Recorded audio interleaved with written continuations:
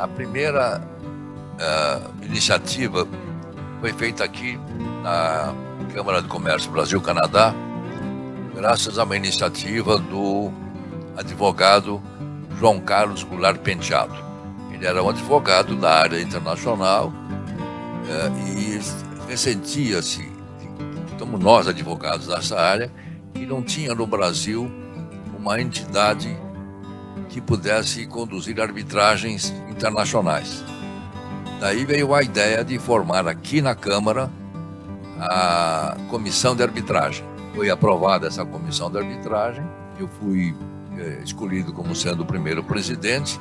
Nesse período, nós procuramos estimular o uso da arbitragem, estudar o que era arbitragem, divulgar a arbitragem para os advogados, que era uma atividade que não se conhecia, e os advogados foram aceitando a arbitragem. Isso começou em 79, quando foi feita essa primeira comissão. E isso prosperou. Muitos advogados começaram a colocar nos seus contratos a cláusula arbitral, prevendo a comissão de arbitragem da Câmara de Comércio Brasil-Canadá. Havia uma certa estranheza. Por que Brasil-Canadá? Porque foi a primeira entidade que se interessou por isso. Vinha de vez em quando um professor do Canadá que participava conosco de seminários, de apresentações, tudo para estimular o uso da arbitragem.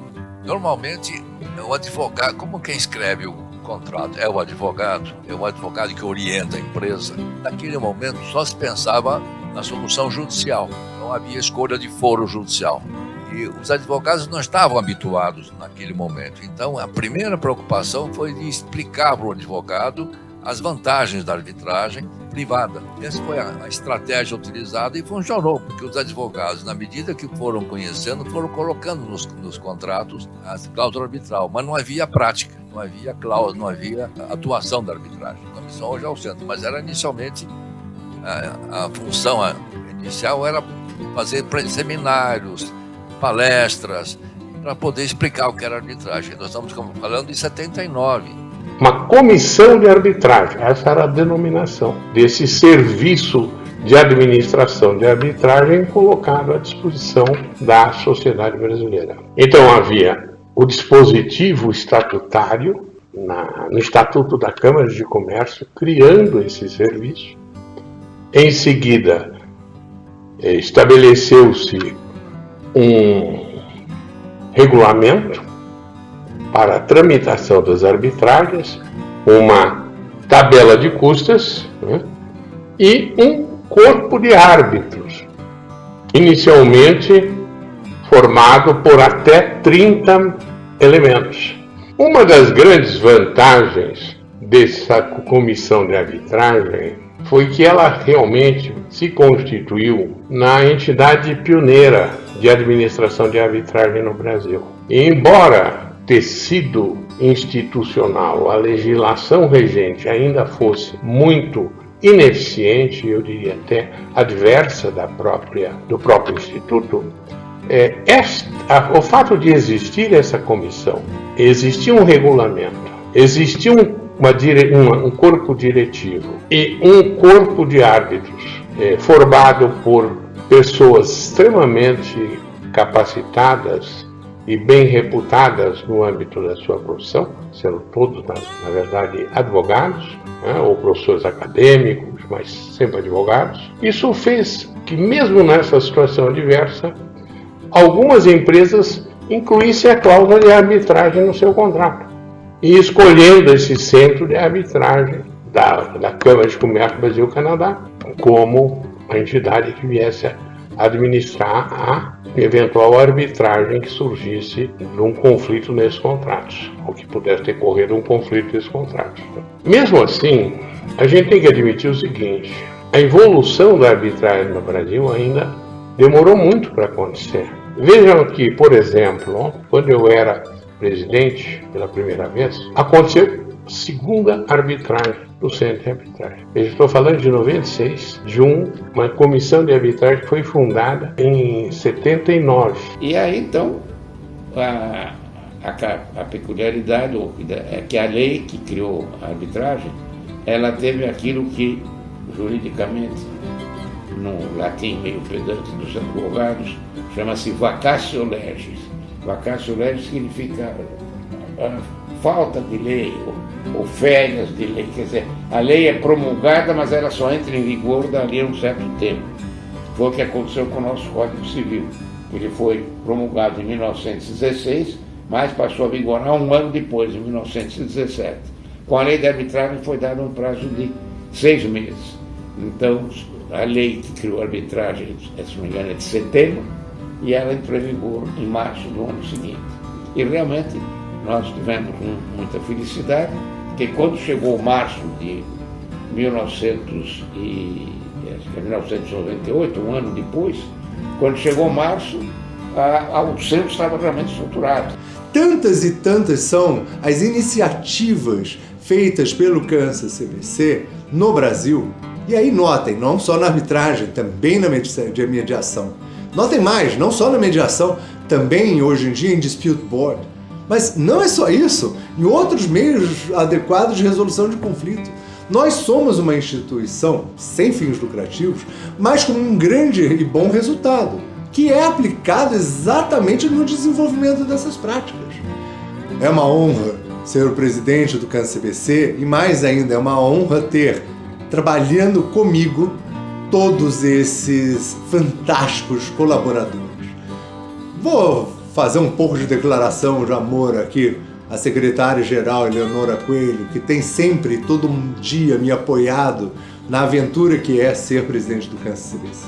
Não posso esquecer, jamais esquecerei, da dupla dinâmica Patrícia Kobayashi e Luísa Comel, que não só empurram o presidente para todas as suas atividades, mas que o ajudam de uma maneira incrível. E aí é importante, eu não posso deixar de proclamar ao mundo a importância dos nossos case managers. Se quando eu entrei eram 4 secretarias, eu sempre achei que o case manager tinha um limite de número de procedimentos a cuidar.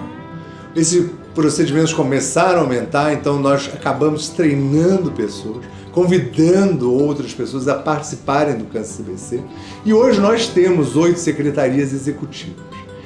Esse trabalho, com certeza, tem que ser valorizado, tem que ser admitido como grande diferencial do CANSA-CBC. E, obviamente, aí você tem as questões referentes aos secretários executivos adjuntos, as pessoas que contribuem, aos estagiários. Jamais posso esquecer de todos os funcionários que cuidam do correio, da certificação, do arquivo dos documentos. Tá?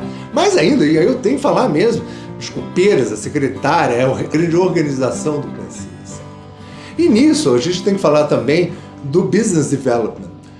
O aspecto institucional do CANSA-CBC cresceu tanto que nós temos hoje uma equipe de 3 pessoas que cuidam de todos esses aspectos institucionais. Foi na gestão do Forbes que ele deu uma atenção especial, tomou muitas iniciativas interessantes e também uma delas é a questão da inserção da mulher na arbitragem, né? Que me parece isso algo de relevante, importante, dar essa atenção que o CANSA-CBC está dando para a questão de gênero, no sentido de auxiliar, não é? Então, isso eu acho que é muito importante em relação à mulher, em relação aos jovens. Nós temos hoje jovens arbitralistas de excelente formação, né? E ter condições de trabalharem, de atuarem também em arbitragens é muito bom. E eu acho que é interessante você sempre ter os mais velhos que têm experiência juntar com os jovens, porque eles vão ser o futuro, né? Eles que vão fazer com que isso perdure e continue, né? Então eu acho isso muito importante. O Forbes é uma pessoa que se preocupa muito com isso. Este ano nós tivemos um congresso de muito sucesso, com mais de 450 participantes, com inúmeros palestrantes do mundo todo. A avaliação foi extremamente positiva dos temas escolhidos e nós sempre adotamos escolher e falar do hoje e do amanhã da arbitragem.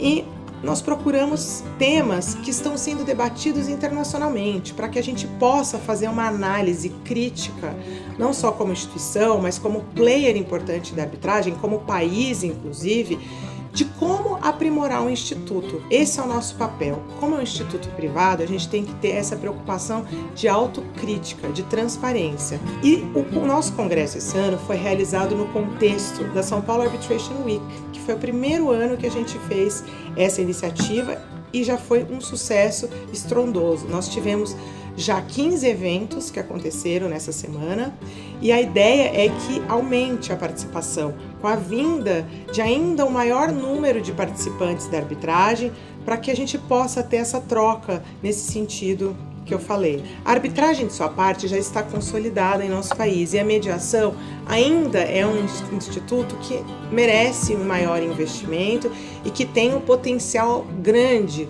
a ser desenvolvido. E, portanto, o CAN-CCBC criou um conselho de mediação, do qual eu faço parte e tenho a honra de presidir.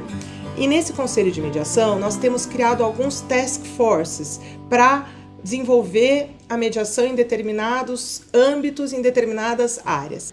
O desafio do CAN-CCBC obviamente, um dos nossos objetivos é melhoria contínua, mas melhoria contínua é um conceito muito amplo e de difícil percepção. Mas o que eu entendo que o CAN-CCBC deve fazer daqui para frente é dar um salto de qualidade na administração dos procedimentos e ampliar efetivamente o seu espectro de atuação. Nos últimos 4 anos, na última gestão do Centro de Arbitragem, comandada pelo Carlos Forbes, várias resoluções foram aprovadas e muito investimento foi feito em outros métodos adequados de solução de conflitos. Então, o carro-chefe do CAN-CCBC sempre foi a arbitragem. E a gente tinha, na verdade, um roteiro de mediação que foi aprovado em 98. Em 2015, foi aprovado um novo regulamento de mediação. Nesse período, com a lei de mediação, algumas mediações entraram, mas o que a gente percebe é que não há uma cultura efetiva desse procedimento ou desse método adequado de solução de conflitos.